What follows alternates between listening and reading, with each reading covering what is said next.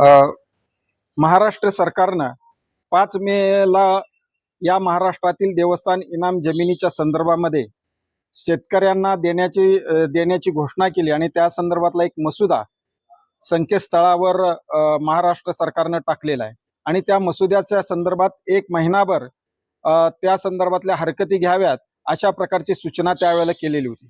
त्याप्रमाणे महाराष्ट्रातल्या हजारो शेतकऱ्यांनी आपल्या हरकती 5 जून पर्यंत विभागीय आयुक्तांच्याकडे नोंदवलेल्या आहेत.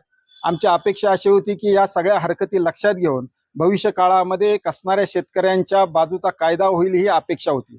परंतु या महाराष्ट्रातील काही विघ्नसंतोषी लोकांनी आणि ज्यांचा त्या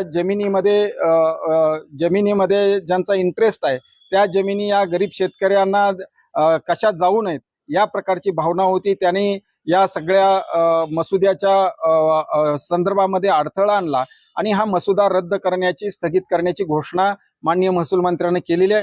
ताबडतोबीनं ती केलेली घोषणा आणि हा मसुदा कायम ठेवला पाहिजे अशा प्रकारची भूमिका आज आम्ही किसान सभेच्या वतीनं या राज्याचे कृषी मंत्री माननीय भरणे पाटील यांच्याकडे नोंदवलेले आहे. त्यांना विनंती केलेली आहे की महाराष्ट्र राज्याचे महसूल मंत्री त्यांच्याशी किसान सभेची चर्चा घडवून आणावी आणि या संदर्भामध्ये महसूल मंत्र्यांनी सुद्धा ताबडतोबीने निर्णय घ्यावा या संदर्भात आपणही विनंती करावी अशा प्रकारचं निवेदन आज महाराष्ट्र राज्याचे कृषी मंत्री यांना आम्ही दिलेलं आहे.